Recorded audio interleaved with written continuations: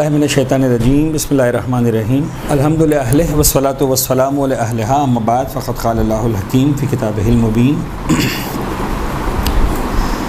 बिस्मिल्लाहिर्रहमानिर्रहीम क़ुल ला अस्अलुकुम अलैहि अजरन इल्लल मवद्दता फ़िल क़ुरबा।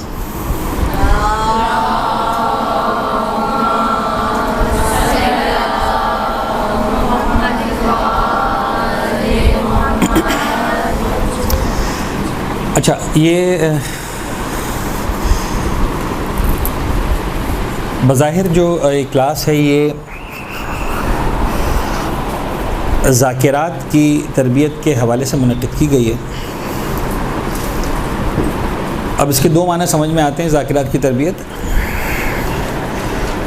जो एक माना समझ में आते हैं वो ये है कि जो ख़वातीन ज़ाकिरी करती हैं, जिनको कम से कम साल 2 साल 5 साल 10 साल हो चुके हैं ज़ाकिरी करते हुए, और वो चाहती हैं कि मज़ीद इस हवाले से उनकी सलाहियतें और पॉलिश हो जाएं, फ़ाइन ट्यून हो जाएं, उन ख़वातीन के लिए क्लास हो। और एक माना ये है कि वो ख़वातीन जिन्होंने ज़ाकिरी की ही नहीं आज तक कभी और उनको शौक़ है ज़ाकिरी करने का। बज़ाहिर ऐसा लग रहा है कि दूसरे माना समझे गए हैं जो आप लोग यहाँ पर तशरीफ़ लाएँ, और जो अभी अभी मुझे मेरे इल्म में इजाफ़ा हुआ, और ख़ुदा का शुक्र है कि हमेशा हमारे इल्म में कोई ना कोई ऐसा इजाफ़ा होता रहता है, वो ये कि आप में से अक्सरियत उन बच्चियों की है कि जो ज़ाकिरी सीखना चाहते हैं, जिन्होंने कभी ज़ाकिरी नहीं की। ऐसे कितने अफराद ज़रा हाथ उठाएँ जिन्होंने आज तक कभी ज़ाकिरी नहीं की और अब सीखना चाह रहे हैं? ठीक है, नाइस, बहुत अच्छी बात है, हाथ जी कर दें। वो लोग कितने हैं जो कम से कम 1 साल से ज़्यादा हो चुका है ज़ाकिरी करते हुए? गिन देखे अफराद, नाइस।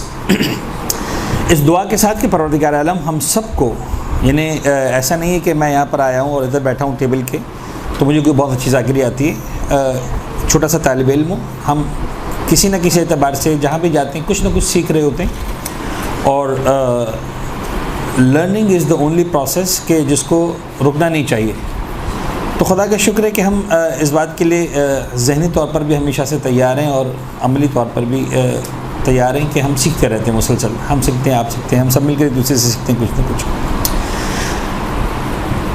आ जाइए बात ज़ाकिरी के हवाले से, तो वो अफराद की जो बिल्कुल इस फील्ड में नए हैं, नए से मुराद बेन माना कि जो ये सोच रहे हैं कि साहब यहाँ पर आएंगे और 8-10 क्लासेस होंगी और बस अगले क्या होगा उसके बाद जनाब अली हमारे बैनर्स लग रहे होंगे और पैम्फलेट छप रहे होंगे और ख़तीब असर और अल्लामा दहर और पता नहीं हम जो है वो खिताबत के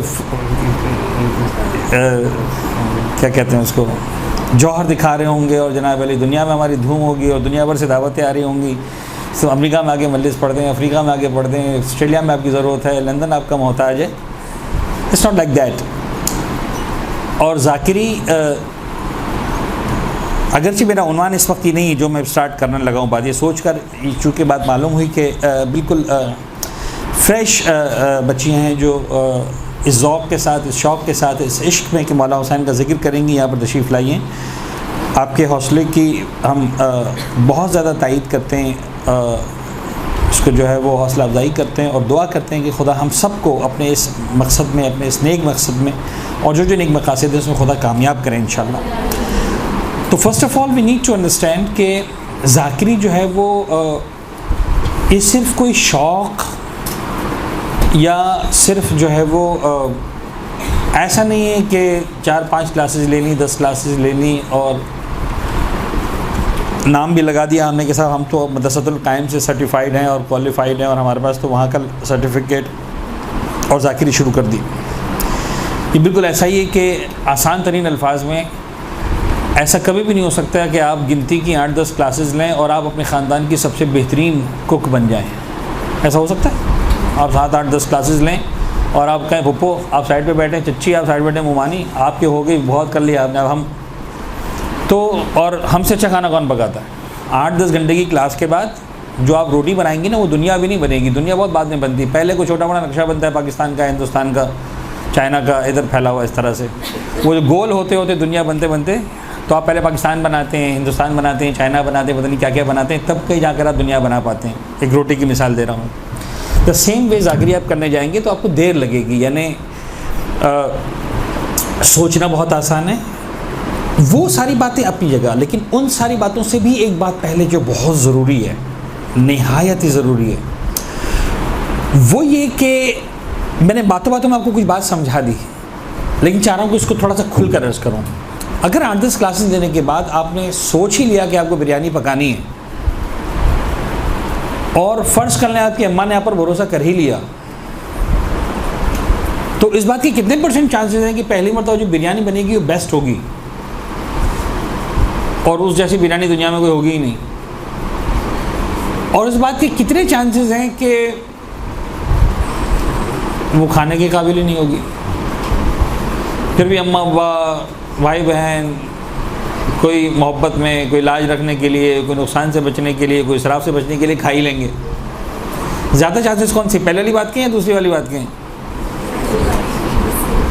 चलें, वो आप खुद सोचिएगा कि किस बात के चांसेस ज़्यादा हैं। द थिंग इज़ कि अगर आपने बिरयानी बना ही डाली 7-8 घंटे की क्लासेस के बाद, पहली मर्तबा, इससे पहले आपकी कोई प्रैक्टिस नहीं है, आपने सिर्फ यूट्यूब पे देखा है, आपने सिर्फ असातिज़ा को सुना है, और ज़िंदगी में फ़र्स्ट टाइम आपके सामने इंग्रेडिएंट्स रख दिए गए, अब बनाओ, इसलिए कि तुम 8 घंटे की क्लासेस दे चुके हो।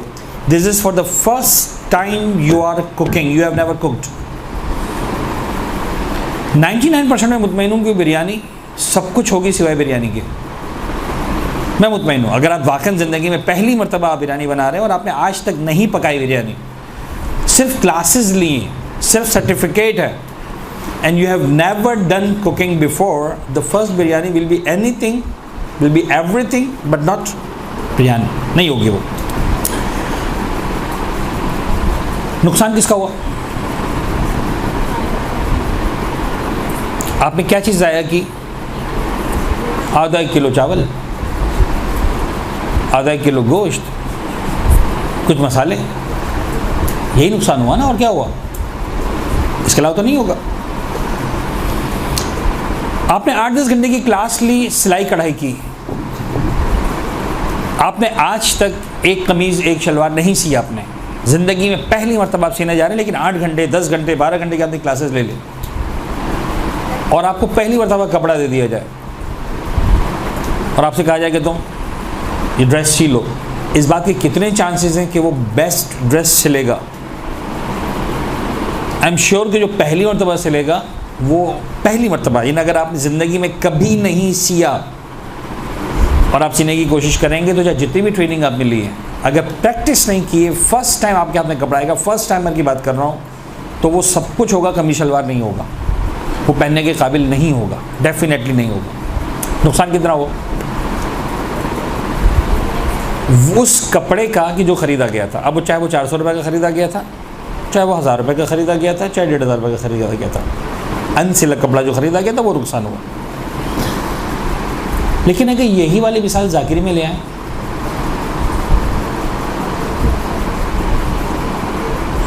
What is the actual loss you are doing? आप किस चीज़ का नुकसान कर रहे हैं?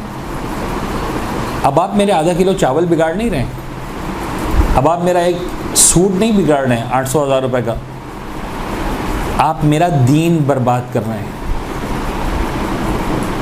मेरे कपड़े के लिए आप मुझे जवाब देते, मेरी चावल और गोश्त के लिए आप मुझे जवाब देते, लेकिन अगर मेरा दीन आपने बिगाड़ा तो आप किसकी बारगाह में जवाब दें? कुछ समझ में आ रहा है? यानी मैं अब नहीं चाह रहा था लंबी चौड़ी एग्जांपल्स देना। बाज़ औक़ात आप नुकसान करते हैं 200-400 रुपये का, बाज़ औक़ात आप नुकसान करते हैं 800-1000 रुपये का। ड्राइविंग की मिसाल ले लें, थोड़ी सी बड़ी एग्जांपल ले लेते हैं। आपने 10 घंटे की ड्राइविंग सीख ली, आज से कभी गाड़ी नहीं चलाई, और मैं आपको भेज दूँ चलाएं गाड़ी, 10 लाख रुपए की गाड़ी है, क्या होने वाला है? डेफिनेटली उस गाड़ी को आप तबाह कर देंगे। कितना नुकसान किया अब आपने? अब आपका नुकसान 400-800 रुपये तक, 1000 रुपये तक नहीं है, आपने नुकसान कर दिया 8-10 लाख रुपए का नुकसान कर दिया। आप जहाज़ चलाने की ट्रेनिंग ले लें, 10 घंटे की नहीं 100 घंटे की। आपने ज़िंदगी में जहाज़ चलाया नहीं आज तक, और मैं आपको जहाज़ दे दूँ, कितने का नुकसान किया? बिलियंस ऑफ रुपीज़ का नुकसान कर डाला। तो समझाना ये है कि सारे नुकसान अभी भी पूरे किए जा सकते हैं अगर अल्लाह ने आपको 400 रुपये की हिम्मत दी तो आप 400 का नुकसान कर डालें। आपको अल्लाह ने ज़्यादा नवाजा है, 1000 रुपये का नुकसान कर डालें। आप करोड़पति माँ बाप के बच्चे 10 लाख का नुकसान कर डालें। बाप बोलेगा कोई बात नहीं बेटा, तूने सीख लिया ना, 10 लाख गए तो गए, मसला नहीं, मुझे परवाह नहीं। आप बिलियनर की औलाद हैं, आप जहाज़ तबाह कर दें, मसला नहीं।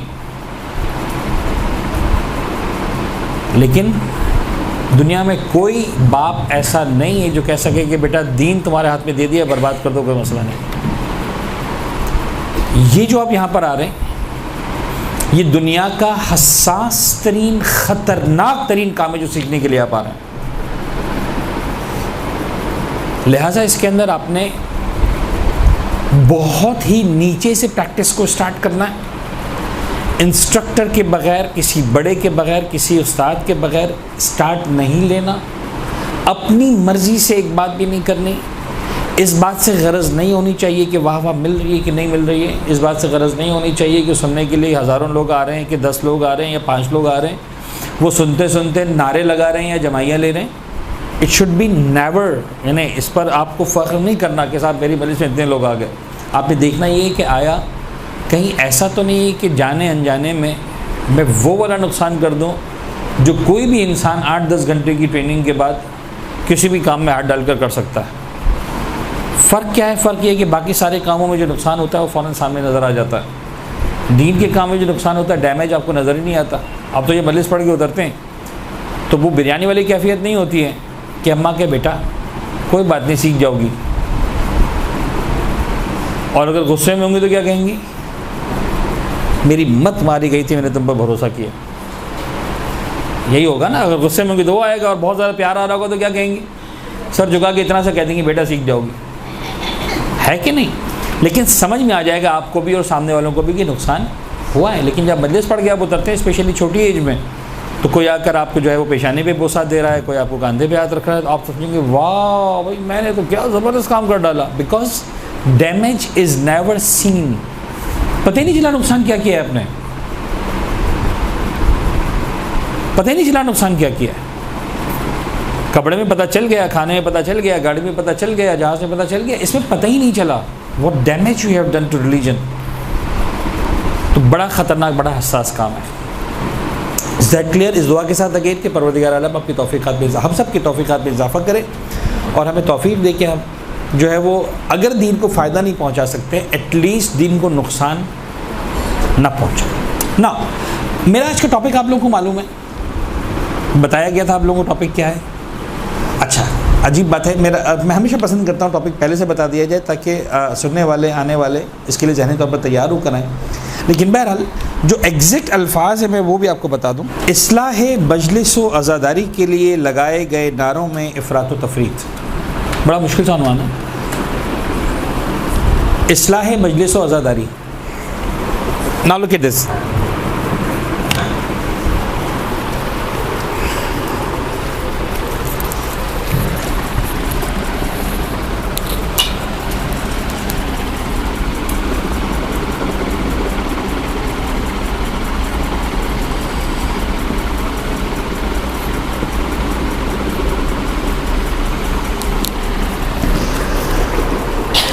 बट लीस्ट आप लोग जब से पैदा हुए हैं, खुदा का शुक्र है कि हम अहले बैत अतार के मानने वालों के घराने में पैदा हुए हैं। और खुदा का शुक्र है कि हम उन घरानों में होते हैं कि जहाँ हमारे वालिदैन हमको उसी वक्त जब हम गहवारे में होते हैं, अभी हमारे दूध पीने की उम्र होती है, उसी वक्त से हमें फ़र्श अज़ा का हिस्सा बनाते हैं, फ़र्श अज़ा पर हमारी शिरकत करवाते हैं। हमें उस वक्त होश भी नहीं होता, हमें उस वक्त ख्याल भी नहीं होता, लेकिन हम अपने वालिदैन के साथ कभी माँ की गोद में, कभी बाप की उंगली पकड़ कर किसी फ़र्श अज़ा पर, कभी किसी मजलिस अज़ा में, कभी किसी जुलूस अज़ा में शिरकत करते हैं।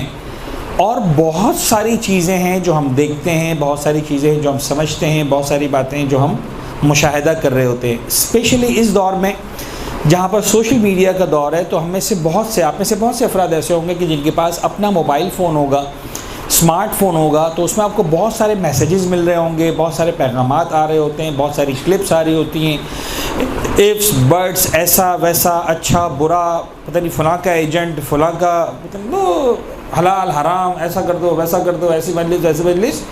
तो बहुत सारी बातें हमारे जहनों में आती हैं, पकती हैं, हमारे जहनों में परवान चढ़ती ना। इस्लाह मजलिस और अज़ादारी के नाम पर बहुत सारे नारे बुलंद किए गए। अच्छा देखें, एतराज़ात जो होते हैं आज़ादारी पर, स्पेसिफिकली अगर हम बात करें द वर्ड आज़ादारी पर जो एतराज़ात होते हैं वो दो तरह के एतराज़ात हैं। आसान तरीन अल्फाज में इस वक्त मुझे चूँकि बहुत ही अपनी बातों को डाइल्यूट करके बहुत ही नीचे लेवल पर लाकर आपसे डिस्कस करना होगा ताकि हम अपनी बात को एक हद तक आप तक पहुँचा सकें। वो दो तरह के एतराज़ात कौन से हैं जो बिल्कुल बुनियादी हैं? एक वो हैं जो गैरों के एतराज़ात हैं, और दूसरे कौन से होंगे?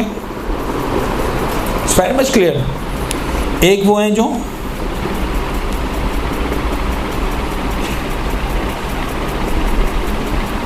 अपनों के एतराज़ात हैं। अब ये जो बात हो रही है कि साहब इस्लाह मजलिस व आज़ादारी, ये कौन सा एतराज़ात की बात हो रही है? गैरों के या अपनों के? कुछ समझ में आ रहा है? मुझे बहुत फास्ट जाना पड़ रहा है ये सोच कर के इंशाल्लाह you all are learned people and you will be able to catch in much lesser time. बहुत कम टाइम में आप जो है वो डाइजेस्ट कर सकेंगे बहुत सारी बातों को। मैंने आपसे कह दिया, बहरहाल मेरी एक मजबूरी है कि मैं सेकेंडरी लेवल पर सोच कर आया था और मुझे प्राइमरी लेवल पर बात करना पड़ेगी, लेकिन थोड़ा सा आपको बहरहाल फास्ट जाना पड़ेगा, कुछ आपको जल्दी आगे बढ़ना पड़ेगा ताकि हम कुछ बातों तक आ सकें। ये उन्वान जो है वो क्या बता रहा है कि हम किन एतराज़ात की बात कर रहे हैं? उन एतराज़ात की बात नहीं कर रहे जो गैरों ने नंबर किया है, रोना बिद्दत है और मातम बिद्दत है और जनाब अली, हम उनकी बात नहीं कर रहे। हम तो बात कर रहे हैं उनकी जो विदिन हमारे अंदर में से जो बातें हो रही हैं। और जाहिर सी बात है कि जो इस्लाह पसंद लोग होते हैं, जो ये चाहते हैं कि सिस्टम के अंदर बेहतरी आए, सिस्टम के अंदर जनाब अली अपग्रेडेशन आए, सिस्टम को बेहतर से बेहतर बनाया जा सके, तो वो जाहिर सी बात है क्रिटिकल अंदाज में बात करते हैं, तनकीदी लहजे में बात कर रहे होते हैं। यानी मिसाल के तौर पर अगेन अगर आपको बिरयानी पकाना आती है और मैं एक एक्सपर्ट बन के आया और मैं चाहता हूँ कि मेरी बेटी बहुत अच्छी बिरयानी पकाए, तो मैं उसकी अगर ख़राब बिरयानी पकी हुई है तो तारीफ़ नहीं करूँगा। मैं क्या कहूँगा बेटा तुमने बड़ी मेहनत की है लेकिन यहाँ पर खामी है। देखो अगर तुम्हें वाकई अच्छी बिरयानी पकाना है तो तुम्हें ये बात का ख्याल रखना पड़ेगा, तुम्हें इस चीज़ का ख्याल रखना पड़ेगा, चावल बहुत ज़्यादा नरम ना हो जाए कि पता चला बिरयानी ना हो गई खिचड़ी हो गई, इतने ज़्यादा सख्त ना रहें कि चावल चबाया ना जा सके।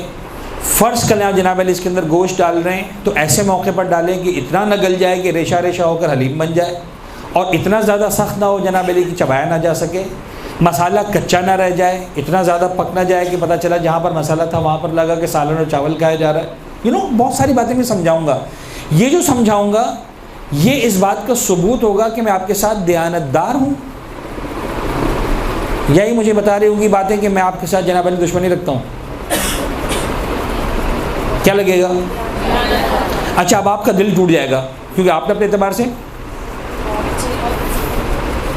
बहुत सी बिरयानी पकाई थी और आप अपने बाप से एक्सपेक्ट नहीं कर रहे थे कि बाबा ऐसी बातें करेंगे सबके सामने। बाबा तो कहेंगे वाह मेरा चांद कितनी अच्छी बिरयानी पकाई है, दुनिया में ऐसी अच्छी बिरयानी नहीं थी, तुम्हारी अम्मा तो आज तक बिरयानी नहीं पका, राइट। बट अगर मैंने वो तारीफ़ें कर डाली तो मैंने आपके टैलेंट को क्या किया? ख़त्म कर दिया। मैंने आपकी सलाहियतों को रोक दिया। मैंने आपको मज़ीद प्रैक्टिस करने के लिए नहीं कहा। अगर मैं दयानतदार हूँ तो मेरी ज़िम्मेदारी क्या बनती है कि मैं आपको बहुत ही मीठे लहजे में, अच्छे लहजे में, तो इस्लाह पसंद जब भी आती है बहरहाल उसके अंदर एक तनकीद शामिल होती है, राइट और रॉन्ग। अब ये एक लेवल है। अब इसमें एक दूसरी बात है जो मुझे समझानी है लेकिन वो बाद में। अब आप मुझे बताइए कि बहरहाल स्पेशली वो अफराद के जो ऑलरेडी आज़ादारी की फ़ील्ड में हैं, ज़ाकिरी की फ़ील्ड में हैं, क्या क्या बातें हैं जो आज़ादारी की इस्लाह के लिए आज की जा रही हैं regardless of right and wrong? What are those practical things that have been discussed? वो क्या क्या चीज़ें हैं कि साहब यानी आज हमारे आज़ादारी में कहाँ कहाँ पर लैकिंग्स हैं? समझ में आ रहा है सवाल? बात समझ में आ रही है? नहीं क्लियर हो रही? यानी आज जो हमारे एक रस्मी आज़ादारी हो रही है,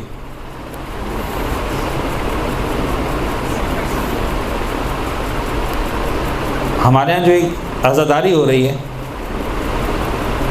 क्या वो वाकई आज़ादारी है या रस्म अज़ा बाकी रह गई हमारे पास? अभी एक सवाल है, मैं नहीं मैं चाह रहा था आप लोग बोलें, लेकिन मैंने बोल दी एक बात। यानी आज वो लोग जो आज़ादारी की इस्लाह करना चाह रहे हैं, एक जुमला कह रहे हैं कि साहब आज अज़ा जो है वो एक रस्म अज़ा है, रस्म बाकी रह गई है। नशिस्तन दो, गुफ्तन दो, बरखास्तन, बैठे बातें की, खड़े हो गए, अल्लाह खैर सल्ला, आए बैठे, कुछ नारे शारे लगे, कुछ रोना धोना हुआ, कुछ सीना पीटा, मातमदारी की, फिर जनाब कुछ तबर्रुक खाया, बस अपने घरों को चले गए। आज़ादारी यही थी। अब ये एक बात आई जो इस्लाह आज़ादारी के नाम पे की गई कि मिसाल के तौर पर आज़ादारी जो क्या है हमारी,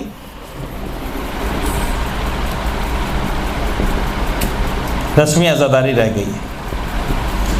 जी जनाब, now I want your input. और क्या है ऐसी बातें? अब समझ में आया सवाल क्या है?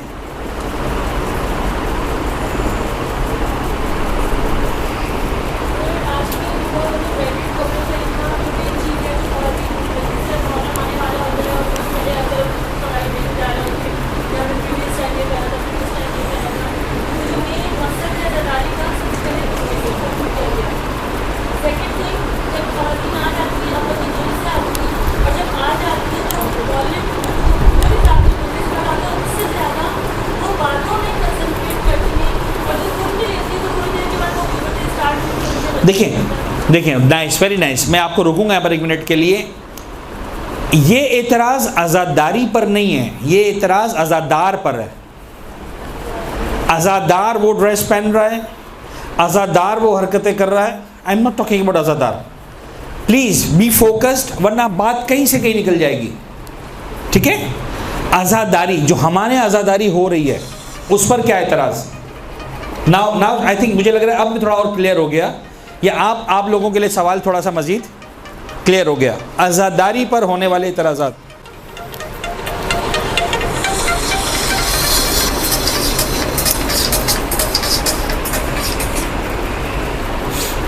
जी जनाब, और क्या एतराज़ है? जी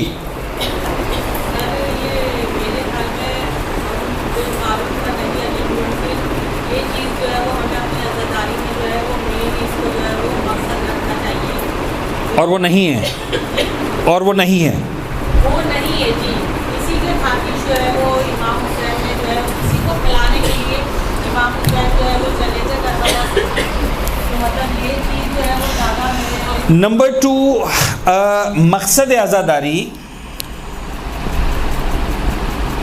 दैट इज़ अम्र बिल मारूफ व नही अनिल मुनकर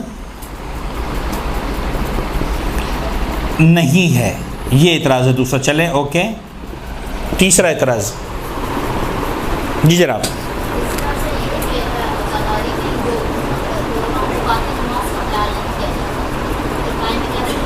गुड। तीसरा इतराज़ ये है कि साहब औकात नमाज का ख्याल नहीं रखा जाता। ठीक है, गुड गुड। अब आप लोग समझ में आना शुरू हुआ। And now you are start giving answer. जी प्लीज़, मैं आपको बाद में लेता हूँ। क्या तबरुकात होने चाहिए, नहीं होनी चाहिए? क्या एतराज़ क्या है? मतलब ये कि बहुत ज़्यादा एक्सपेंसिव, लोग चाहते हैं कि बहुत अच्छी जगह से कैटरिंग से खाना बनवाएं, ये और ज़्यादा, तो ये गलत हो रहा है। ये एक एतराज़ है कि साहब ये जो इतने महंगे तबरुकात हैं। नंबर 4 एतराज़ ये हुआ साहब के तबरुकात पर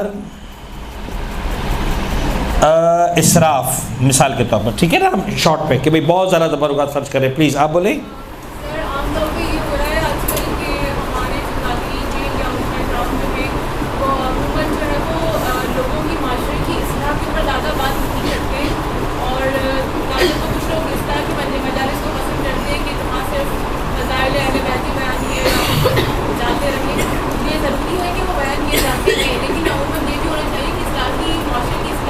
ये आपको नहीं लग रहा है यहाँ पर कवर हो गया अम्र बिल मारूफ नही मुनकर वाले पॉइंट में? ये मेरे ख्याल में। जी पीछे एक सेकेंड।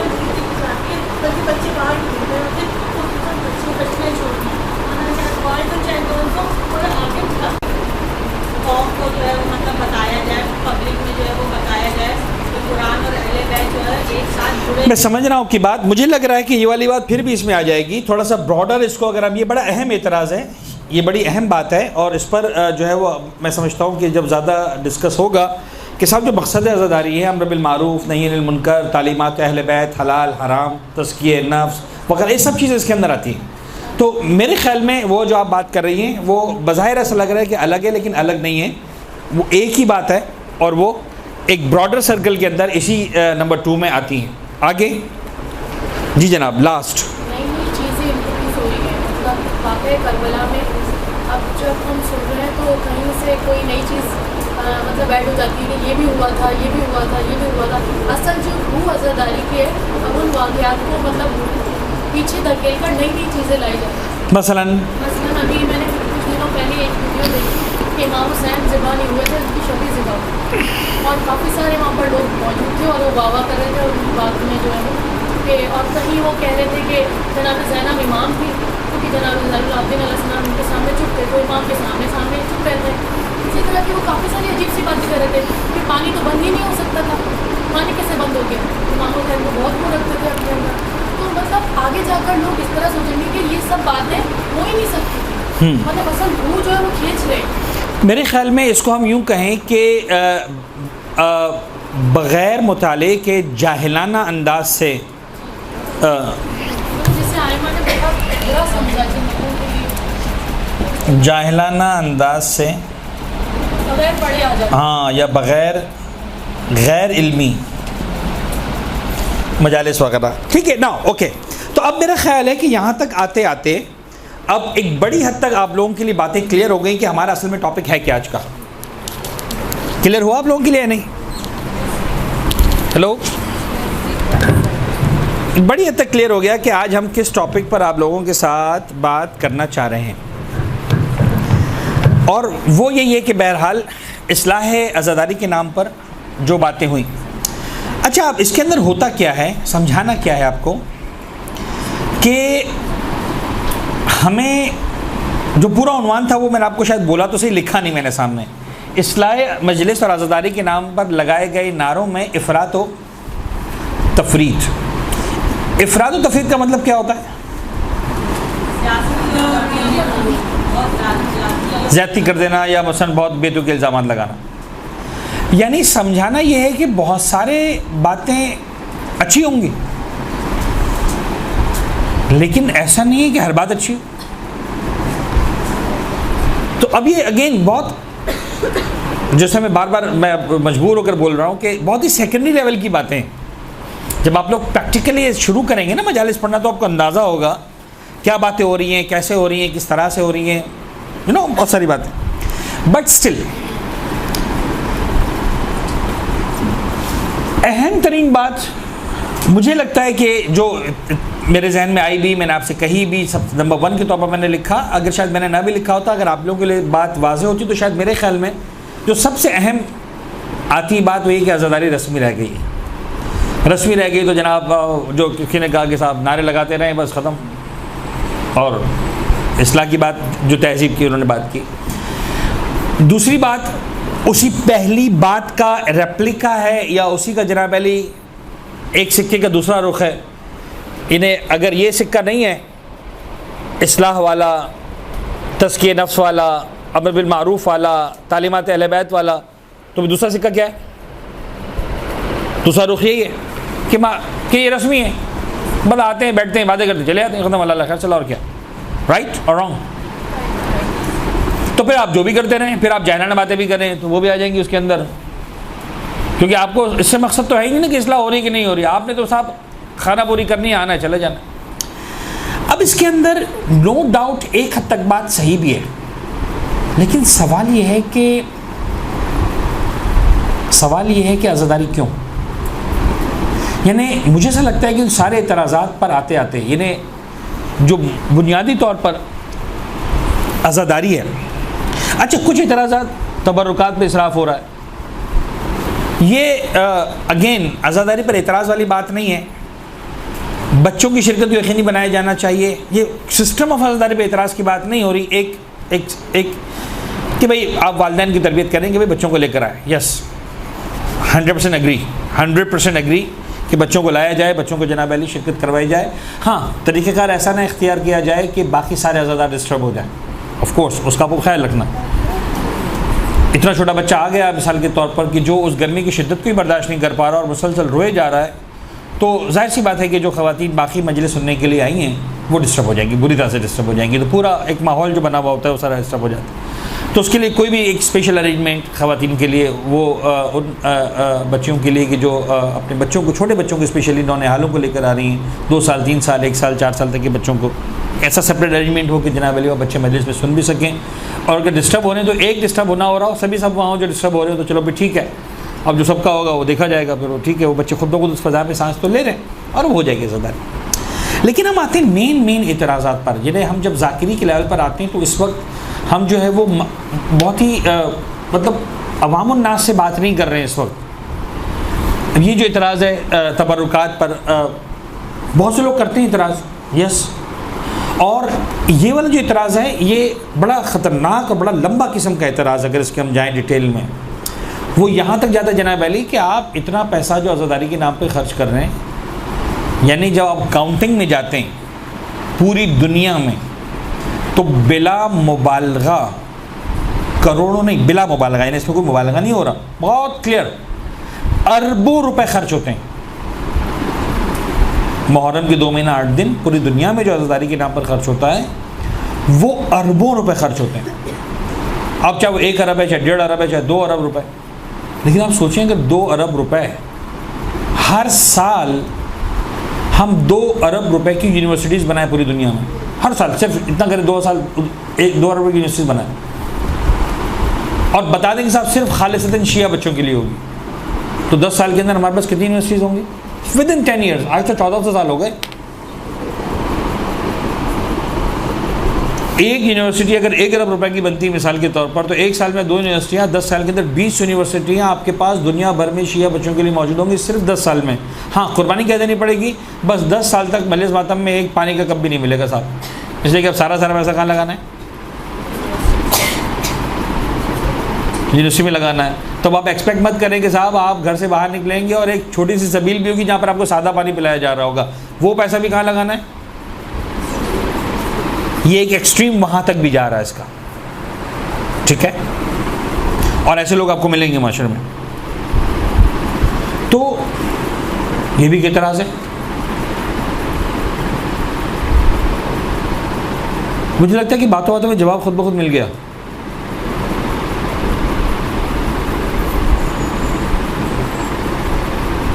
यानी 10 साल तक आपकी सारी मजलिसें बग़ैर तबरुक के हो रही होंगी, बग़ैर किसी पानी के तो आपको लगता है कि फिर वो हो रही होंगी?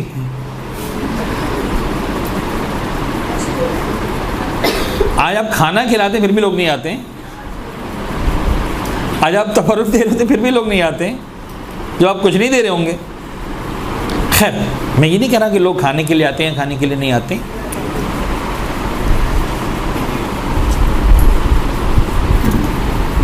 ये वाला टॉपिक ख़तरनाक है, मैं नहीं जाना चाह रहा हूँ, मेरे पास बहुत सारे आंसर्स हैं। एक तो जवाब सुन लें। जिस आदमी को एतराज़ है ना इमाम हुसैन की न्याज पर, जो उन्होंने बात की इसराफ वाली, टू एन एक्सटेंड में उसको अभी इसराफ नहीं करना चाहिए। ऐसा दिखावा तमाशा नहीं होना चाहिए कि साहब हमने तो गोया पता नहीं एक वाह करवाने के लिए, रिगार्डलेस कि मौला हुसैन को खुश हो रहे हैं कि नहीं हो रहे, दुनिया में कम से कम जो है मेरी बड़ी बल्ले बल्ले होनी चाहिए कि साहब बड़ी ज़बरदस्त मैंने जो इतिहास करवाई। ठीक है, आप केयर करें, मौला हुसैन का आज़ादारी का ख्याल रखें, आज़ादार का ख्याल रखें, एक सिस्टम का ख्याल रखें, यस वो वाला इसराफ उसके। लेकिन ये इतराज़ जब दूसरे अंदाज में आता है वो बड़ा ख़तरनाक बन जाता है। और मैं आपको बताऊं कि ये इतराज़ करने का हक़ उसी को है जो अपने बच्चे की बर्थडे पर खर्च ना करता हो, जो अपने बच्चे की शादी पर वलीमे पर खर्च न करता हो, जो अपना घर के फर्नीचर चेंज करने पर खर्च न करता हो। जब बच्चे की बर्थडे आती तब उसको ख्याल नहीं आता कि मैं मिसाल के तौर पर बच्चे की बर्थडे पे लाख रुपये खर्चा करूँ, इससे अच्छा है कि मैं किसी 2 बच्चों की फ़ीस दे दूँ, 2 साल की फ़ीस हो जाएगी। वहाँ उसे जो तालीम याद नहीं आती मुसलमानों की, वलीमे पर जो 10 लाख रुपये का खर्चा कर रहे होते हैं उन्हें याद नहीं होता कि 10 लाख रुपये से जो है वो 20 बच्चों की साल की तालीम हो जाएगी। जब मौला हुसैन की न्याज की बारी आती 25,000 रुपये की, तो उनको साहब तालीम याद आ रही होती, तब उनको यूनिवर्सिटी याद आ रही होती हैं। तो ये असल में जो है वो ये बिला वजह की बकवास है। कि जिसका कोई सर पैर नहीं। एक्चुअली अगर आज़ादारी के नाम पर 2 अरब रुपए खर्च हो रहे हैं तो आप यकीन जानिए उसके नतीजे में दुनिया भर में बेशुमार तालीम के, सेहत के प्रोजेक्ट्स हैं जो चल रहे हैं। क्यों? इसलिए कि इस फर्श अज़ा पर आने के बाद आप बहुत कुछ सीख कर जाते हैं। आप यहाँ से आने के बाद हौसला लेकर जाते हैं मज़ीद खर्च करने का। अगर ये हौसला दिलाना ख़त्म हो गया तो 10 साल तक यूनिवर्सिटीज़ बनना बंद हो चुकी होंगी। यानी आप मुतमईन रहे कि 2 साल, 3 साल, 4 साल यूनिवर्सिटीज़ बनेंगी, 5वें साल ना मजलिस होगी ना यूनिवर्सिटी होगी। तो ऐसी बहुत सारी साजिशें की गई और हमने उनकी साजिशों में नहीं आना, बात कहीं से कहीं निकल गई। आ जाइए, अहम तरीन बात रस्मी आज़ादारी ये नहीं होनी चाहिए, मकसद होना चाहिए आज़ादारी का। और वो मकसद मुख्तलिफ अंदाज से आप लोगों के पास से आया और मैं मुतमईन हूँ कि आप बड़े सच्चे दिल के साथ, दियानतदारी के साथ आप इन बातों को मेरे सामने पेश कर रहे हैं कि साहब अम्र बिल मारूफ नही अनिल मुनकर, तज़किया नफ्स, मारिफत दीन, अहकाम हलाल हराम, सारे। यस,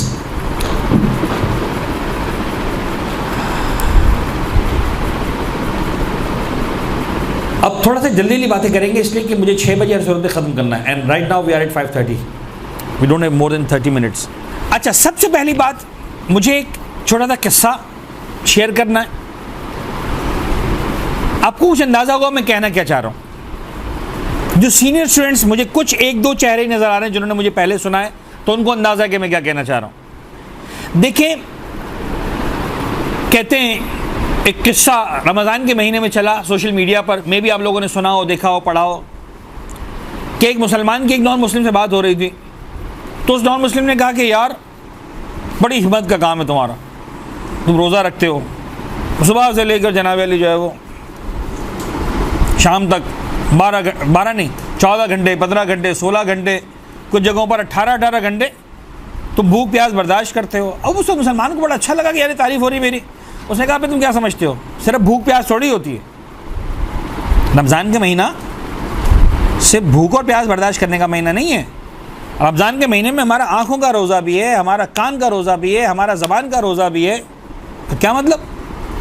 कसम, रमज़ान के महीने में हमें ज़बान का भी रोज़ा है, झूठ बोलने की इजाज़त नहीं है, ग़ीबत नहीं करनी, तोहमत नहीं लगानी, किसी को जनाब अली इल्ज़ाम तराशी नहीं करनी। कानों का रोज़ा है हमारा, हम किसी की गलत बात नहीं सुन सकते, किसी के बारे में कोई गलत चीज़ नहीं सुन सकते, गाने नहीं सुन सकते, ग़ीबत नहीं सुन सकते, झूठ।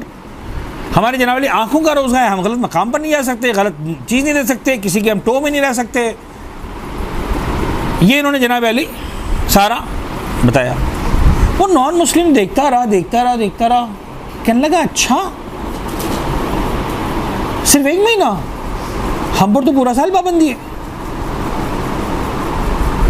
हमें तो 12 महीने इजाज़त नहीं झूठ बोलने की, हमें तो 12 महीने इजाज़त नहीं किसी को इल्ज़ाम लगाने की, हमें तो पूरा साल जो है वो धोखा देने की इजाज़त नहीं है, हमें तो पूरा साल जनाब अली जो है वो झूठ बोलने की इजाज़त नहीं है, हमें तो पूरा साल किसी को गलत नज़र से देखने की इजाज़त नहीं है, हमें तो पूरा साल कोई गलत बात सुनने की इजाज़त नहीं है।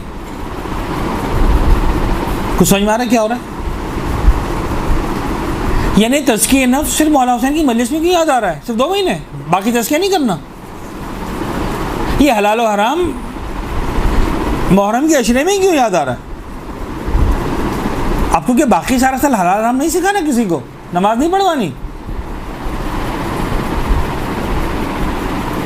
बात यह है कि हर सुखन जाई व हर नुक्ते मकामी दारत। देखिए, याद रखिएगा, हर चीज़ अपने वक्त और मौके पर अच्छी लगती है। मैं बहुत अहम बातों की तरफ आ रहा हूँ, उस पर गौर कीजिएगा और बहुत जिम्मेदारी के साथ कुछ बातें मैं आपके साथ शेयर करना चाह रहा हूँ। खुदा करे बुनियादों में ये बातें बैठ जाएं तो मैं समझूंगा कि खुदा अल्लाह करे हम सब वो करें जो अहले बैत हमसे चाहते हैं, जनाब ज़हरा हमसे चाहती हैं, जो पैगम्बर अकरम हमसे चाहते हैं, जो अहले बैत अतार हमसे चाहते हैं। आज बड़े हसास मकामात से गुजर रही है आज़ादारी, मैं आपको सही बता रहा हूँ। बड़ी दयानतदारी के साथ लोग एतराज़ कर रहे हैं, मुखलिस हैं, लेकिन कुछ बातों को समझना ज़रूरी है। कुछ बातों को समझना ज़रूरी है। मैं आसान अल्फाज से बात शुरू करता हूँ, फिर ऊपर के लेवल तक लेकर जाऊँगा। फ़र्ज़ करें मैं आपका टीचर रहा, एक दिन के लिए नहीं, एक हफ्ते के लिए नहीं, एक महीने के लिए नहीं, 3-4 साल के लिए, हर हफ्ते मैं आपको आगे पढ़ाता रहा। आप किसी ऐसे टीचर का तस्वुर करें जिससे आप हर हफ्ता पढ़ते हैं, 3-4 साल, 5 साल, 10 साल से पढ़ रहे हैं, खुद ब खुद आपका एक अटैचमेंट हो जाता है उस्ताद के साथ।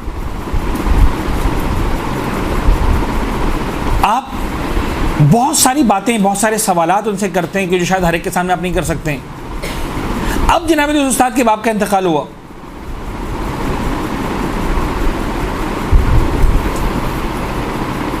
जो आपकी उस्तानी थी मिसाल के तौर पर, उनके अब्बू का इंतकाल हो गया। आप जाएंगी ताज़ियत करने के लिए? नहीं। हेलो, उनका इंतकाल हो गया, उनके अब्बू का इंतकाल हो गया, अम्मी का इंतकाल हो गया, तो आप ताज़ियत के लिए अपने उस्ताद के घर जाएंगी कि नहीं जाएंगी? गिरिया करेंगी, रोएंगी। आपकी उस्तानी है, आपकी मोहब्बत से उन्होंने पढ़ाया है, इतने साल आपकी मेंटोरिंग की है, तरबियत की है। वहाँ पर मैं आपसे कहूँ कि भाई एक सेकंड, सॉरी, हेलो, कहाँ जा रहे हो? हम लोग ताज़ियत करने के लिए जा रहे हैं। ये मकसद क्या है?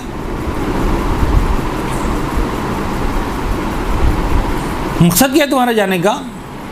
क्या जवाब देंगे आप?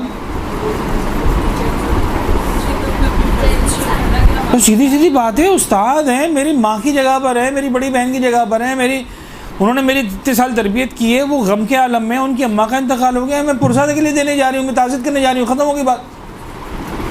अजीब बात है। वहाँ बहुत आसानी से समझ में आता है कि मकसद कुछ भी नहीं है सिवाय ताज़ियत के, सिवाय पुरसा देने के। मौला हुसैन के अंदर मुझे बहुत सारे मकासद याद आ जाते हैं। क्यों याद आते हैं? मैं मना नहीं कर रहा,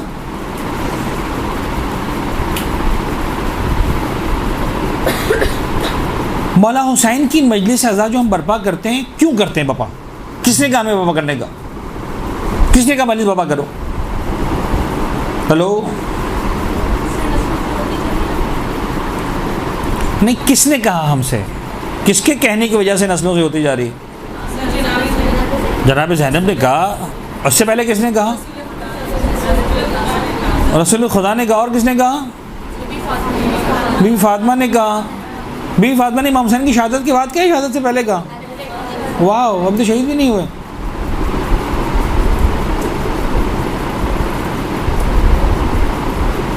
हेलो, अभी तो शहीद नहीं हुए। किसकी अज़ादारी? कौन सी अज़ादारी? या रसूलुल्लाह, आप हमसे क्यों अज़ादारी करवा रहे हैं? आप खुद क्यों अज़ादारी कर रहे हैं? आपको पता है सबसे पहला अज़ादार कौन है इमाम हुसैन का?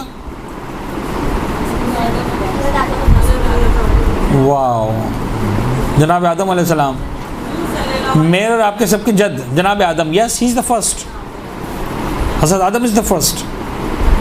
अहादीस में और रिवायात के अतबार से जो पहला इंसान है वो ऐन मुमकिन है उससे पहले भी अज़ादार हों, जनाब जिब्रील वगैरह, वो मुझे नहीं पता। इसलिए कि इतना तय है कि पहले मसाइब जो पढ़े हैं परवरदिगार आलम की तरफ से जनाब आदम के सामने, वो जनाब जिब्रील ने पढ़े। लेकिन वही वाली बात है कि जो पहली मरतबा पढ़े गए जनाब आदम के लिए, लिहाजा मैं जनाब आदम का नाम ले रहा हूँ। The first to cry for Imam Hussain is हज़रत आदम। जाके किताबों के अंदर पढ़ें, किताबें मौजूद है। कितने सौ साल तक दुआ कबूल नहीं हुई। जनाब जिब्रील ने कहा कि आदम हम तुम्हें सिखाते हैं, जब दुआ मांगी, खुदा मैं क्या करूँ? जनाब जिब्रील आए, क्या तुम इन 5 का नाम लेकर दुआ मांगो, खुदा तुम्हारी दुआ कबूल करेगा। किसका नाम? कहो तुम बहक़ मोहम्मद अंतल महमूद, मोहम्मद का नाम लेकर फास्ता दो। फ़ातिमा का नाम, जनाब ज़हरा का नाम, मौला कायनात का नाम, सरकार मुश्तबा का नाम। आखिर में कहा कहो बहक़ हुसैन। जनाब आदम ने कहना चाहा, गले में आवाज़ फंसी, आंखों में आंसू आए, तड़प गए। जिब्रील, ये हुसैन कौन? मेरी समझ में नहीं आ रहा, मैं नाम लेना चाहता हूँ, मेरी आंखों में आंसू आ रहे, ना जान ना पहचान दी नहीं जनाब आदम, ये कौन है? मैं नहीं ले पा रहा हूँ नाम इसका। पहली मर्तबा जनाब जिब्रील ने मसाइब पढ़े। ए आदम, तुम्हें नहीं मालूम तुम्हारी नस्ल में से एक पैगम्बर होगा, उसका नवासा करबला के मैदान में 3 दिन का भूख और प्यासा मारा जाएगा।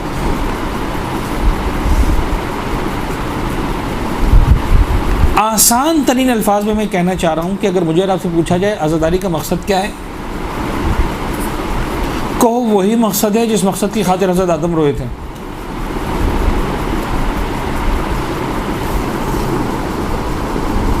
तहज़ीब नफ्स के लिए रोए थे, अम्र बिल मारूफ,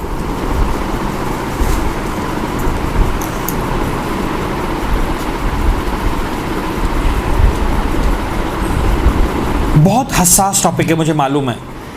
वल्लाह मैं किसी की दिलाजारी नहीं करना चाह रहा। आप में से जितने जवाब दिए थे प्लीज़ महसूस ना करें कि मैं उन पर पिन पॉइंट कर रहा हूँ, उंगली उठा रहा हूँ, नहीं, कतई नहीं। आपकी सोच बहुत अच्छी है। मजलिस अज़ा में मसाइब पढ़ने से पहले ये सारी बातें होनी चाहिए। इस्लाह की बात करें, ज़रूर बात करें। हलाल व हराम सिखाएँ, ज़रूर सिखाएँ। तहज़ीब नफ्स पर बात हो, यकीनन हो। वल्लाह मैं इसको गलत नहीं कह रहा, सपोर्ट करता हूँ, अप्रिशिएट करता हूँ। आज़ादारी का मकसद ये नहीं है। अगर आप मुझे कहते हैं ना आज़ादारी का मकसद अमर मारूफ है, सॉरी।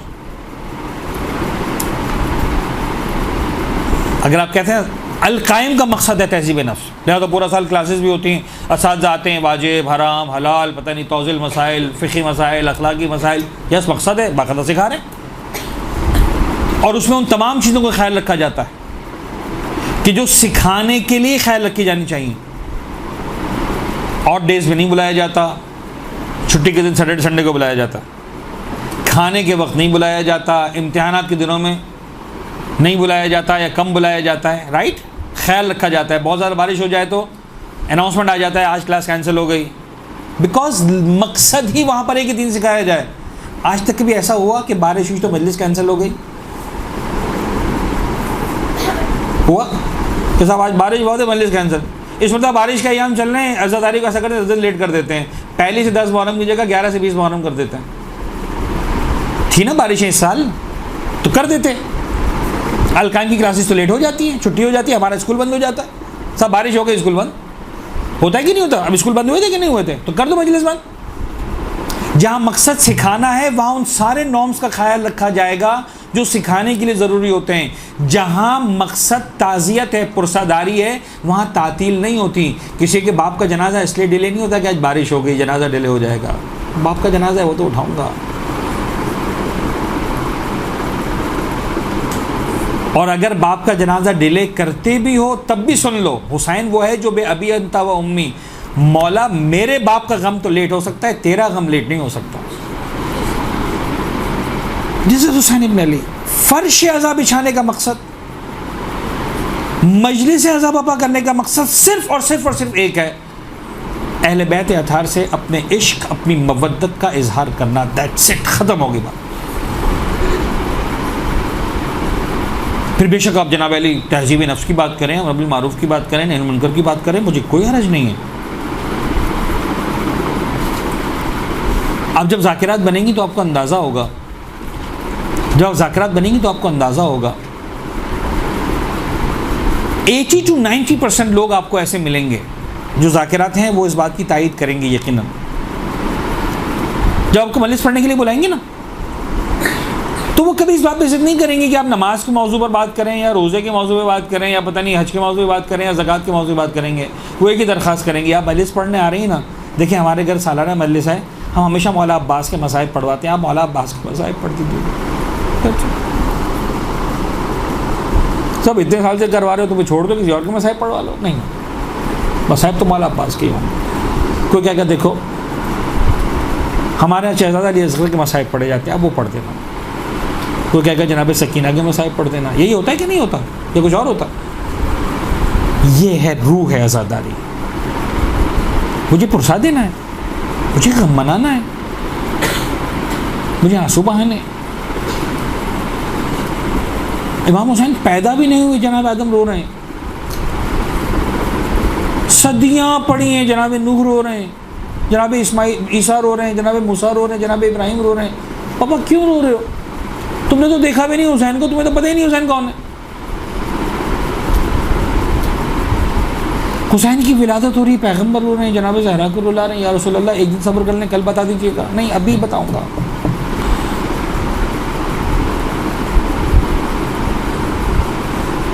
आज इस्लाह आज़ादारी के नाम पर मैंने एक जुमला कहा था शुरू में,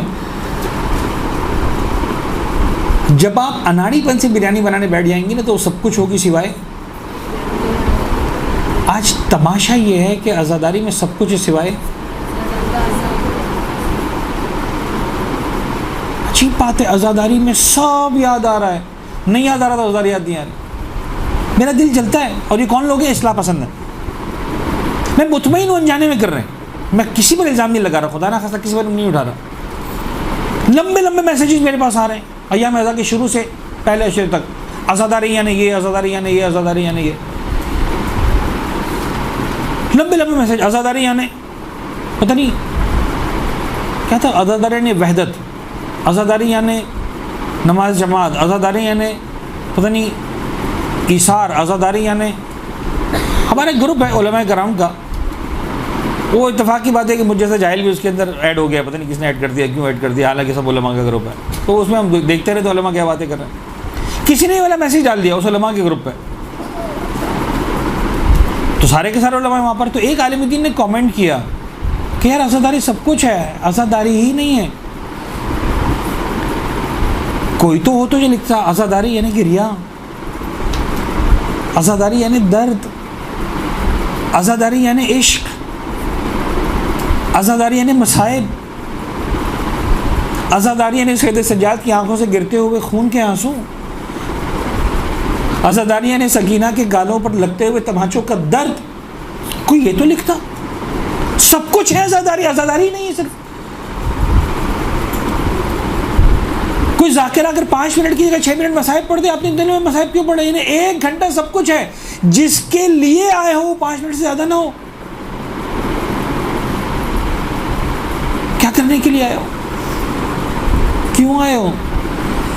जब कोई अपने घर में फर्श अज़ा बिछाता है, क्यों बिछाता है फर्श अज़ा? अब कभी किसी से पूछे आपने फर्श अज़ा बिछाया घर पे, आपने मजलिस पढ़ने के लिए बुलाया, क्यों फर्श अज़ा बिछाया? क्या जवाब होगा? पापा इसलिए कि मुझे बताया गया जब फर्श अज़ा बिछाती हो तो बीवी अपने बच्चे का पुरसा लेने के लिए आती है। अगर उसको दीन सिखाना होता हो तो पूरे साल क्लास का इंतज़ाम करती है अपने घर पे भाई। वो पूरे साल में एक मजलिस बचा रही है, वो इस वक्त दीन सिखाना जिम्मेदारी में इनकार नहीं कर रहा। प्लीज़ मेरी बात को समझिएगा।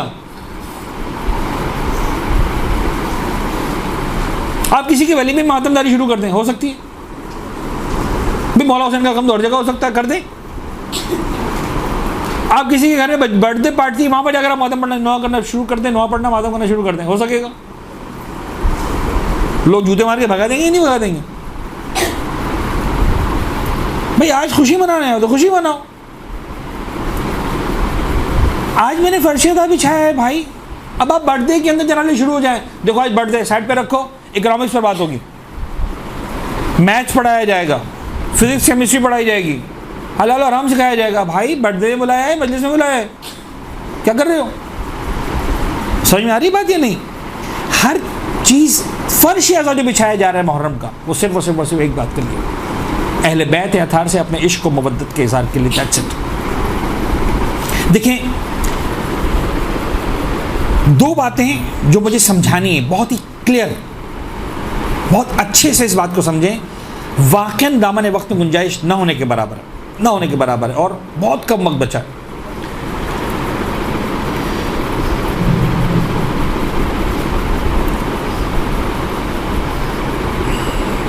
दो चीज़ें हैं, वैसे तो खैर बेशुमार चीज़ें, 2 चीज़ें हैं जो मेरे एतबार से करबला में इतने उरूज पर हैं कि इतने ज़्यादा उरूज पर कोई और चीज़ नहीं है। बहरहाल एक ख्याल है, एक नज़रिया है, आपको इख्तलाफ करने का हक़ है। वो 2 चीज़ें कौन सी हैं जो अपने कमाल पर नज़र आती हैं, इतने उरूज पर कोई चीज़ नहीं है? नंबर 1, सरकार सैयद शौदा और इनकी जो पूरी फ़ौज है, जो उनके अक़रबा हैं, जो उनके अंसार हैं, जो उनके ख़ानदान के अफराद हैं, उन पर ढह गए मसाइब उस कमाल पर हैं कि कायनात में इस कमाल के मसाइब कहीं नज़र नहीं आते। 1। नंबर 2, सरकार सैयद शुहदा की शुजाअत, मौला हुसैन की शुजाअत भी अपने कमाल पर है।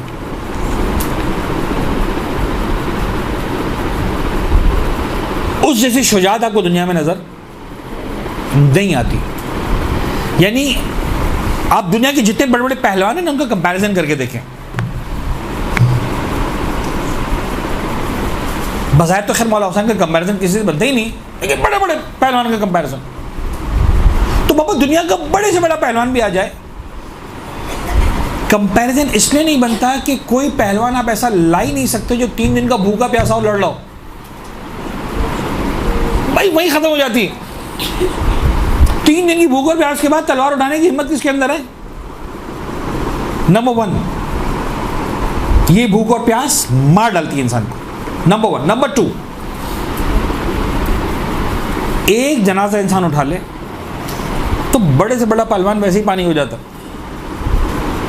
यानी किसी पहलवान ने अपने 18 साल के बेटे का लाशा उठाया और उसे कहा जी आप तुम लड़ो मैदान में जाकर, पागल लो, वैसे ही हार के आ जाएगा वो, मेरे में हिम्मत ही नहीं है, मेरी निगाहों में मेरे बेटे का जनाजा है। एक जनाजा, हुसैन बिन अली ने 71 जनाजे, शहजादा अली अकबर, मौला अब्बास, शिशमा अली असगर, क्या कम समझती है बस साहिब को आप? लेकिन कमाल ये है कि 3 दिन की भूख और प्यास, 71 जनाजों का गम, इसके बावजूद किसी मक्तल को उठा के देखें, मौला हुसैन ने जो जंग लड़ी है ना, कायनात में कोई बहादुर ऐसी जंग नहीं लड़ सकता। कमाल ये नहीं कि सिर्फ 100 को 200 को 400 को जो है जन्नत हासिल किया है, कमाल ये कि इस सारी चीज़ों के बाद जब इंसान शायद अपने हाथ में छोटी सी छुरी भी उठाने के काबिल नहीं है, 71 जनाजों को उठाने के बाद, अल्लाह आप सबके वालिदैन को चीज़ों को महफूज रखे, लेकिन जिन्होंने कभी कोई जनाजा घर में उठाया ना वो समझेंगे मेरी बात को, खुदा की कसम किसी चीज़ की हिम्मत नहीं होती, होश ही नहीं होता इंसान को। तलवार और जंग और मैदान और कत्ल पुरानी बातें हो गई। मौला हुसैन की शजाअत अपने कमाल पर, मौला हुसैन के मसाइब अपने कमाल पर। क्लियर दोनों बातें ना? इन दोनों चीजों को दुनिया में बहुत ज्यादा प्रेज किया गया यानी इन दोनों चीजों का बेतहाशा तस्करा किया गया। मौला हुसैन के मसाइब का भी बेतहाशा तस्करा किया गया, नो डाउट अबाउट इट, हो रहा है। मौला हुसैन की शुजाअत का भी बहुत तस्करा किया गया।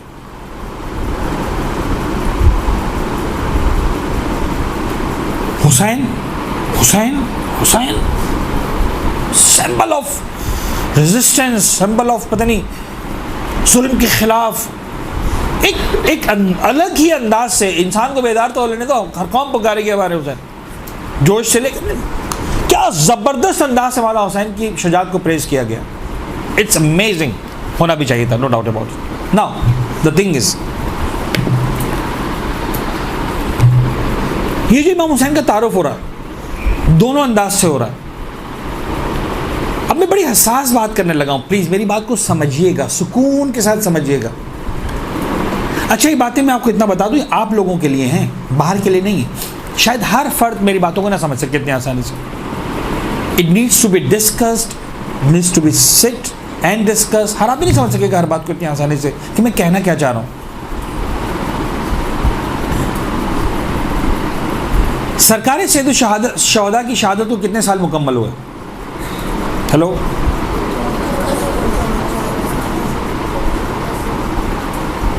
इट्स एग्जैक्टली 1380 ईयर्स, 1380 साल। सन 61 हिजरी में वाक़या हुआ था 61st। अभी कौन सा साल चल रहा है? 1441। तो 1461 में कितने साल हो जाएंगे? पूरे 1400। इस वक्त कितने हुए हैं? 1380 साल। ये जो 1400 साल कहा जाता है ना कई सालों से, वो हिजरत के एतबार से कहा जाता है। हिजरत को 1400 साल मुकम्मल हुए, हिजरत के सवा 1400 साल, 1441 साल हो गए। करबला के वाक़े को भी 1400 साल मुकम्मल नहीं हुए हैं, अभी कई साल बाकी हैं, अभी कम से कम 20 साल बाकी हैं। और आज से हम तकरीबन 20 साल 25 साल पहले से सुन रहे हैं कि 1400 साल मुकम्मल हो गए। नहीं, करबला को 1400 साल मुकम्मल नहीं हुए, पैगम्बर की हिजरत को 1400 साल मुकम्मल हुए। क्लियर? 1380, 1380 साल। अच्छा, अब इन 1380 सालों के अंदर अइम्मा मासूमीन की गैबत कितनी है और अइम्मा मासूमीन का हुजूर कितना है?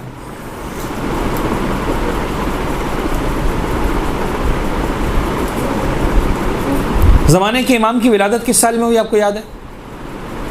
एनीबडी? माशाल्लाह, सबको ज़ाकिरात बनना है। 200 अहसंत 255 हिजरी। और 8वें इमाम की शहादत कब है?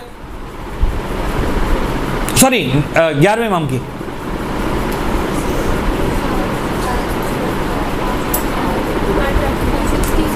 टू 260।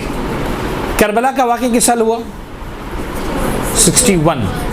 11वें इमाम की शहादत तक, यानी जब तक हमारे मासूमीन मौजूद थे, कितने साल हो गए? फ्रॉम 61 टू 260 199, राउंड फिगर करें तो 200 साल। क्लियर? 200 साल तक अइम्मा ताहिरीन खुद मौजूद थे। अभी भी ज़माने के इमाम हैं, लेकिन पर्दे गैबत में। उसके बाद क्या हुआ? एक तरह से गैबत सुगरा कुबरा, गैबत का आगाज़ हो गया। लेकिन 260 तक, यानी 199 साल, 200 साल तकरीबन अइम्मा मासूमीन खुद मौजूद थे। राइट और रॉन्ग?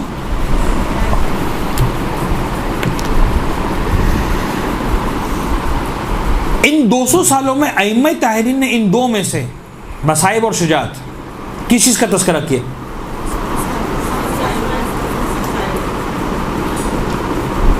दो 200 सालों में एक रिवायत मुझे ऐसे नहीं मिली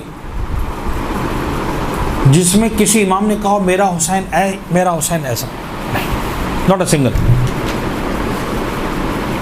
जिस इमाम को जब मौका मिला, चाहे अच्छे हालात में, चाहे मुश्किल हालात में, चाहे बुरे हालात में, चाहे वो रमज़ान का महीना था, चाहे वो मुहर्रम का महीना था, चाहे कोई और महीना था, जब इमाम हुसैन का तज़किरा किया गया था, क्या तज़किरा किया गया?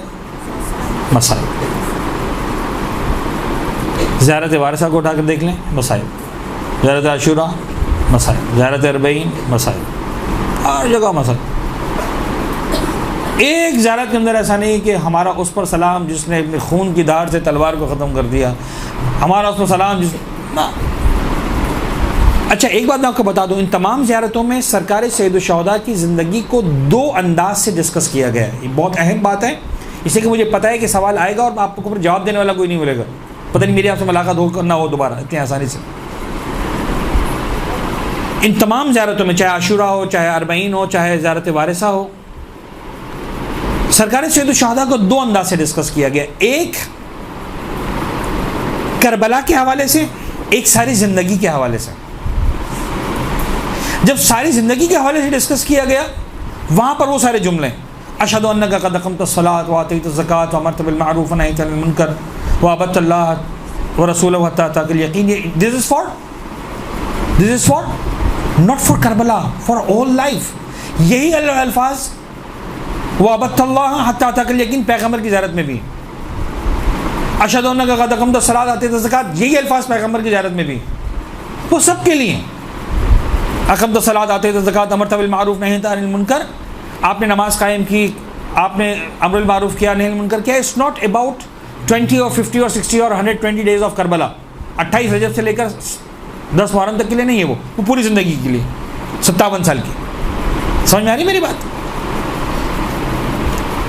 और जब भी करबला को डिस्कस किया गया ज़ियारतों के अंदर, सिर्फ और सिर्फ मसाइब, इसके अलावा कुछ नहीं। गारंटी के साथ देखें, चाहे ज़ियारत हत्ता 260 हिजरी के बाद ज़ियारत नाहिया में ज़माने के इमाम, सिर्फ और सिर्फ मसाइब। अस्सलामु अलल खद्द तरी वस्सलामु अला शैबिल खदीर, गर्दालुद रुखसारों पर मेरा सलाम, खून से रंगीन दाढ़ी पर मेरा सलाम, उन चेहरों पर सलाम जिन पर तमाचे मारे गए, उन सरों पर सलाम जिनको नेज़ों पर उठाया गया। दर्द है, मसाइब है। अहले बैत अत्हार ने सिर्फ और सिर्फ किस चीज़ का तज़किरा किया 200 साल तक? सिर्फ और सिर्फ मसाइब और कुछ नहीं। चले, अगर ऐसा होता ना कि भाई करबला के बाद 1 साल 2 साल की बात होती, भाई नया नया गम है, बहुत ज़्यादा जो है, 200 साल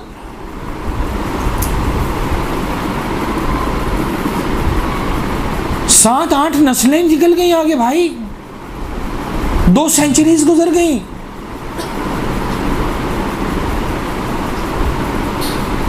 दो 200 साल तो छोड़िए, आप सब यहाँ पढ़े लिखे लोग बैठे, एक वाक़या तारीख़ इंसानियत में ऐसा गुजरा है जिसने पूरी दुनिया को मुतासिर किया। अभी 4-5 दिन पहले उसकी सालगिरह गुजरी, तो बताएगा कौन सा साल वाक़या था वो? एनीबडी? जी यस, 9/11 एक ऐसा वाक़या जिसने सारी दुनिया को मुतासिर किया। किसी को पता था 9/11 कौन सी तारीख से आपको मालूम है? मुहर्रम की उस दिन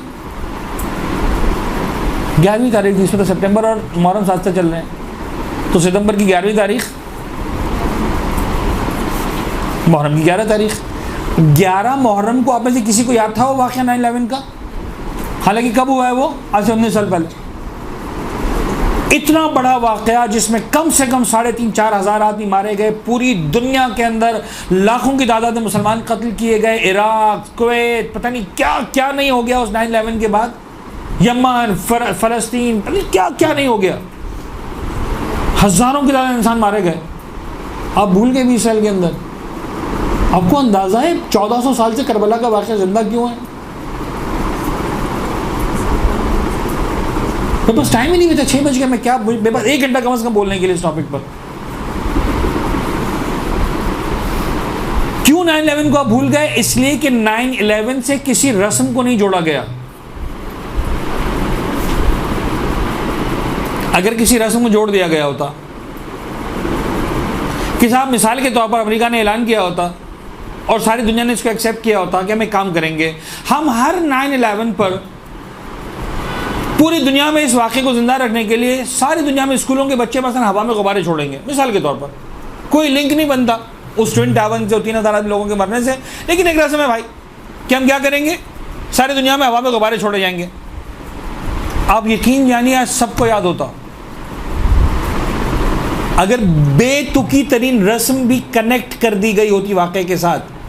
ये जो इल्ज़ाम लगाते हैं ना कि रस्मी रह गई है, खुदा की कसम रस्म है जिसने बचा के रखा है। अगर आप रस्म निकाल देंगे ना, यहाँ पर मुझे नहीं पता कोई खातून, कोई बच्ची ऐसी बैठी है कि जिसके अम्मा अब्बा का इंतकाल 20-25 साल पहले हुआ हो। लोग अपने माँ बाप की बरसी को भूल जाते हैं, सगे माँ बाप की। इमाम हुसैन तो बहुत दूर की बात, यानी सगे माँ बाप जो 20 साल पहले खुद जिंदा है, बाबा जिसने माँ ने पाला था, इंसान भूल जाता है, बरसी याद नहीं रहती।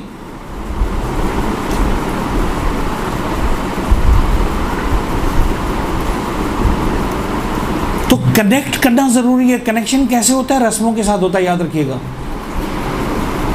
अहले बैत अतार ने सिर्फ और सिर्फ गम, गैर अहले बैत ने सिर्फ और सिर्फ शुजात।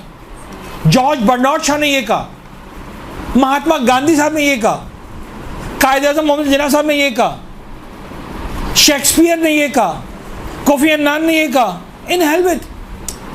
अच्छी बात है, आपने प्रेज किया, आपका शुक्रिया, आपने इमाम हुसैन को प्रेज किया, लेकिन सबने क्या कहा? साहब हुसैन सिंबल है इसका, हुसैन सिंबल है हुर्रियत का, हुसैन सिंबल है फ्रीडम का। अब आप डिसाइड कर लें आपको कौन सा वाला हुसैन चाहिए, जो जॉर्ज बर्नार्ड शॉ दे रहा है या इमाम सादिक दे रहे हैं। हमने किस हुसैन को आगे बढ़ाना है अपने मिंबर से? अगर हम जाकिर हुसैन बनना चाहते हैं तो वो वाला हुसैन जो George Bernard Shaw, Mahatma Gandhi, Quaid-e-Azam Mohammad जिन्ना, कोफी अन्नान ये लोग दे रहे हैं, या वो वाला हुसैन जो अहले बैत अतार मुझे और आपको दे रहे हैं? खुदारा इस आज़ादारी को जिंदा रखें, सिर्फ और सिर्फ खालिस आज़ादारी, दैट्स इट।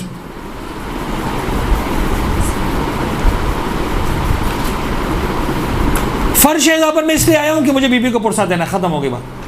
हाँ, वो जो वाहियत बकवास हो रही है, जो एक बहुत अच्छी बात की जाहिलाना अंदाज से, यहां पर आपके आने का मकसद ये कि आप जाहिलाना बातें ना करें। एक और बात है, यस आई डू एग्री, आप ऐसी ऐसी जाहिलाना बकवास करते हैं कि लोग तमाशा बनाते हैं आपकी बातों का, नहीं वो नहीं करें। इसके लिए क्या करना पड़ेगा? इसके लिए फिर वही बात जो आपको बिल्कुल स्टार्ट में कही थी कि अगर आप अनाड़ीपन का मुजाहरा करेंगे तो आप ज़ाया कर देंगे, चाहे वो 400 रुपये हो, चाहे वो करोड़ों अरबों की बात हो। लिहाजा मुतालिया करें, बहुत जिम्मेदारी वाला काम है। ये ज़ाकिरी करना मजाक नहीं है, ये ज़ाकिरी करना शौक़ नहीं है, ये ज़ाकिरी दीन का प्रमोशन है, इमाम हुसैन का प्रमोशन है और मौला हुसैन के मसाइब का प्रमोशन है। 200 साल तक इमाम मासूम मौजूद थे, सिर्फ और सिर्फ गिरिया और कुछ नहीं। अब ये सारी बातें शुरू हुई आज के दौर में, जब मजलिसों के अंदर 5 मिनट के मसाइब होते हैं और 55 मिनट की बातें होती हैं। अइमा के दौर में जाइए 1 घंटा होता तो 1 घंटा सिर्फ मसाइब होते थे। किसी इमाम ने नहीं कहा कि भाई तू 1 घंटा रुला रहा है, मेरे बाप के कुछ जद के कुछ ये तो पढ़ दे कि मकसद क्या था। एक रिवायत मुझे बता दें, एक रिवायत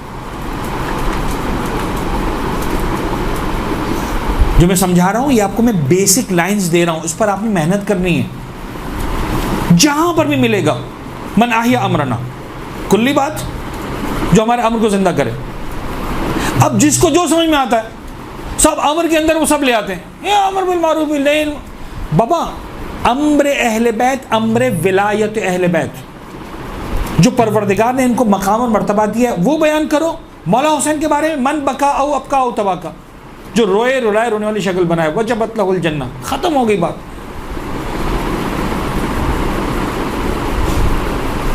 वो वाला हुसैन लो, उस हुसैन का तस्करा करो मिंबर पर जो अहले बैत अतार ने दिया। हाँ, आज के दौर में सिस्टम डेवलप हो गया है, उलमाए कराम तहज़ीब नफ्स की बात करते हैं, हलाल और हराम की बात करते हैं, दीन मोहम्मदी की बात करते हैं। आप भी करें, अच्छे से मौइज़ा करें, इससे अच्छा और क्या होगा। बड़ा ज़बरदस्त फ़ायदा उठाएंगे आप जब मौला हुसैन के मसाइब से पहले आप बता दें लोगों को बाबा हलाल और हराम ये। लेकिन ये कहना कि मजलिस का मकसद ये है, मजलिस का मकसद ये नहीं है। मजलिस इसलिए कि मुझे पुरसा दे, यानी जब वक्त नहीं बचता ना तो हर चीज़ काटी जा सकती है मजलिस से, मसाइब नहीं काटी जा सकती। इससे कि मजलिस की मसाइब के लिए तो बहुत कम वक्त बचेगा ना। मौलाना साहब 5 मिनट बचे, आप ऐसा करें मसाइब पढ़ते हैं सर। ये बताता है कि मजलिस क्यों बपा की गई। और फिर 14 मासूमीन के मसाइब क्यों नहीं होते भाई। हर मासूम के लिए 2 महीने 8 दिन करो, हज़रत अली के लिए करो, इमाम हुसैन के लिए करो, इमाम सलाहुद्दीन के लिए करो। क्यों इमाम हुसैन के लिए सर?